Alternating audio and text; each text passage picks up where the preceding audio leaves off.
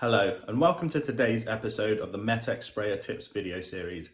In today's video we're going to show you how to troubleshoot the issue when the tri-lock nut on the pump assembly of the Chapin 1949 gets stuck. Now let's get started. This is usually a manufacturing issue when the two parts are powder coated together during the manufacturing process. All you have to do to fix this issue is pull the pump assembly out of the sprayer, grab a hammer, preferably a soft-headed one, and a pair of grips. With the grips, hold the nut and use the hammer to loosen the tri-lock by gently hammering it anti-clockwise until it releases. It's as easy as that.